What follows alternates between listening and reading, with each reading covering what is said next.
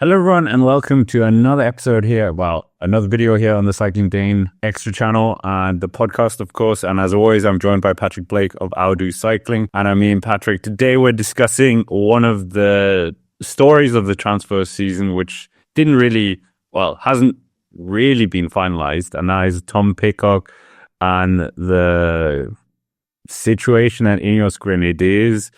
And I mean, Patrick, what is the whole turmoil here? And you would think Pidcock, double gold winner, Amstel gold winner, all these incredible accolades, but it still keeps just nibbling away this story that he might leave Ineos. Yeah, it just doesn't go away, does it? You think it's done with, and then all of a sudden now there's another article. We saw it on Cycling Up to Date, but they report it from Gazzetta dello Sport, obviously a very reputable source that lots of people refer to, and they say that once again the Olympic mountain bike champion Tom Pidcock isn't set to be staying for certain at the Ineos Grenadiers, and that once again Q36.5, the Swiss Pro Conti outfit, is still interested in trying to sign him. And we want to talk about this whole saga about why is Pidcock seemingly rumoured to be leaving, even though he hasn't said categorically that he wants to or anything. He's been keeping his cards fairly close to his chest throughout this process, although he has definitely made it pretty clear about how he's, fed up with the media about all this. But hey-ho, what's a little bit more discussion about it. So, well, I mean, I just saw that he's apparently deleted all his social media. Incredible palmares. I don't know if he's one of the ones who received quite a lot of flack from the Netflix series.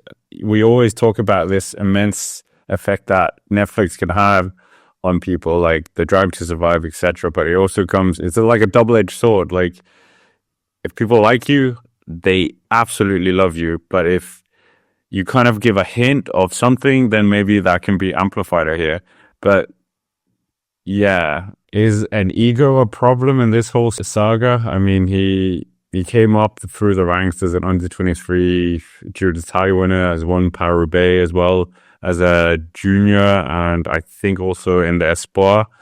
And been a time trial champion before, like absolutely cleaned up in cyclocross. He was the junior world European national at one point, and then obviously mountain bike doing a lot of great things. So why does no one want this guy in a way? I think you're right. I think ego could be a bit of a thing. It's probably also to do with, linked to that is the amount of money which he currently gets paid and is probably unwilling to budge from, and therefore that might put him out of reach of quite a lot of teams. That's the logical answer as to why not that many teams are interested. But I think your ego is a bit of a problem.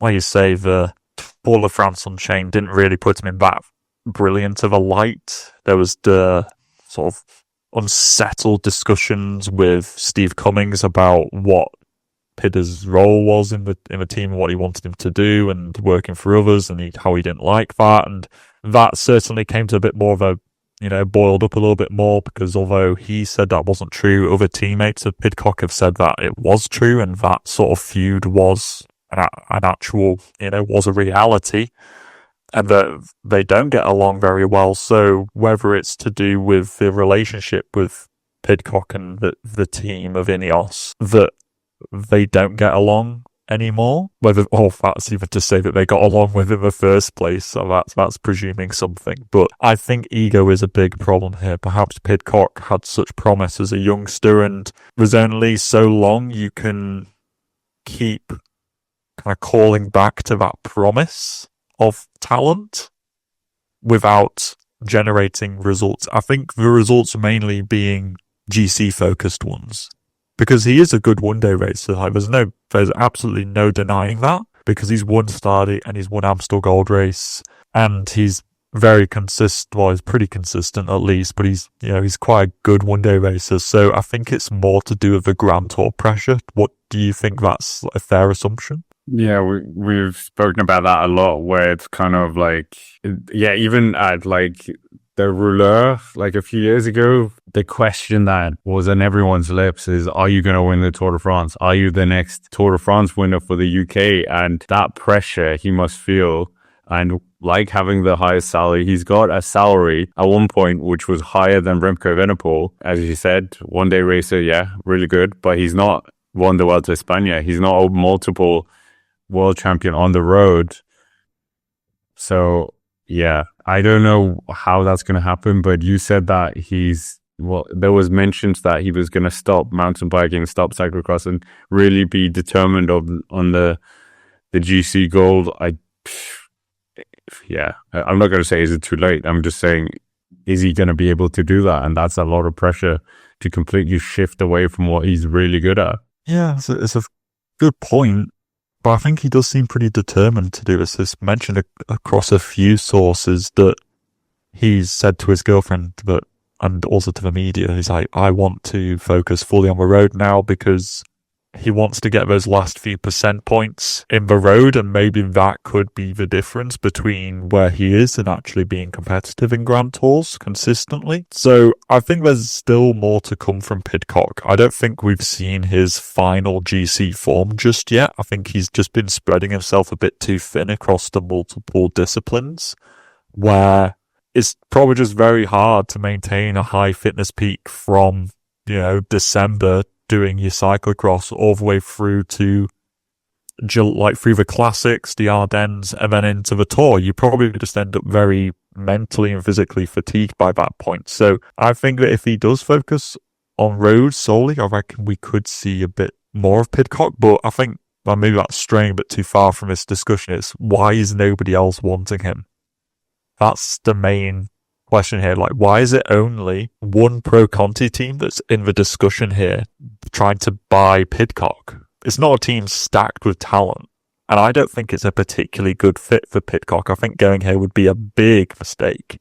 What do you think? Yeah, on the GC front, because we didn't mention this last time we spoke about Pidcock, but in Tirreno Adriatico this year in 2024, on stage 6, which was up quite a sizable lumpy climb at the end, Jonas Vingegaard won, but only 42 seconds down ahead of the likes of Ben O'Connor, Tiernan Arensman, Alterbrooks, etc. There was Pidcock in 5th place. So I know Tirreno Adriatico might not be the race where everyone's on like 100% form, but it's still getting a top 5 place on a mountaintop. In that kind of race, I think shows a bit. I think you said it right, that the big salary that his agent has negotiated his way up, which is phenomenal for Pidcock, but yeah, it does put him in a bit of a awkward position.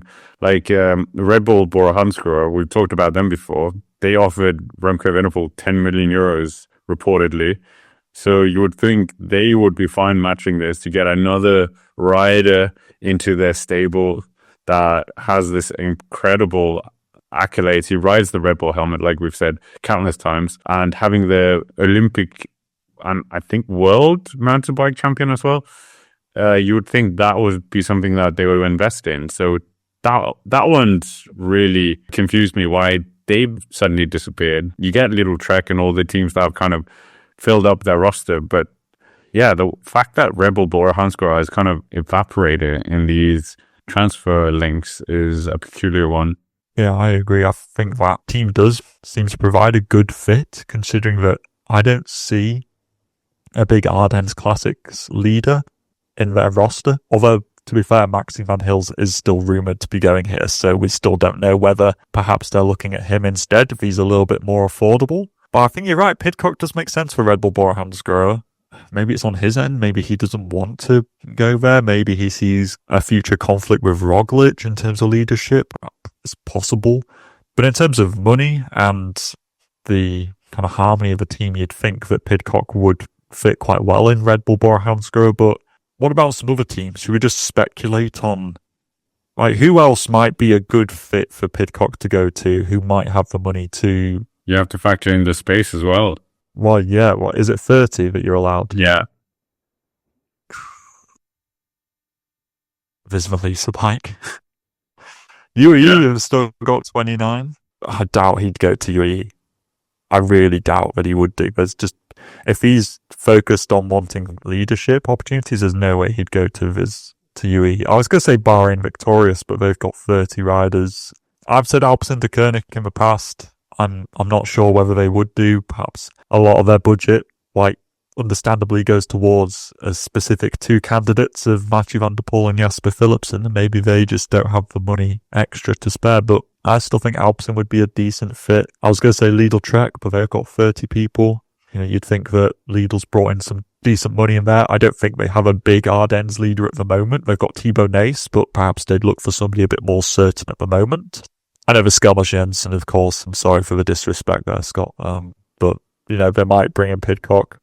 Yeah, Red Bull Borhasco, they've got 27. They make the most sense. I don't get why they've disappeared off of this transfer negotiation. Perhaps they just see conflict, just turmoil that surrounds Pidcock, and we just go, well, that's going to just simply come to our team now and make problems for us, and they just don't want anything to do with that drama.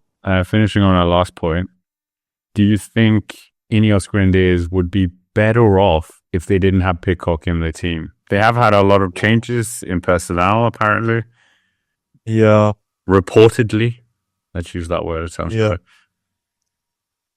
I think if releasing Pidcock allowed them to bring in other high-quality names who might be, for all intents and purposes, better value for money in terms of results getting, I think Ineos would be better off without Pidcock. But at the moment, their team is in a little bit of a slip and slide, and maybe they want stability in their team and not getting rid of big names. But you could also say is part of the problem that Ineos Grenadiers have in terms of why they're on this slip and slide and, you know, in a bit of just a little bit of drama at the moment. Is that because of Pidcock? Are they focusing too much on him, and is that detracting from the team as a whole? And is that a part of a reason why Ineos has slipped the last couple of years? You got to say that the last couple of years they've certainly started to focus on him more as a GC candidate, and that has coincided with this quote-unquote kind of fall or decline of the Ineos Grenadiers. You could say those two things are, you know, coincide. I think that's a good place to finish this on. Of course, we've got plenty more videos here or podcasts here on the channel. So if you haven't already, check those out. Subscribe to the channel here on the Cycling Dane Extra.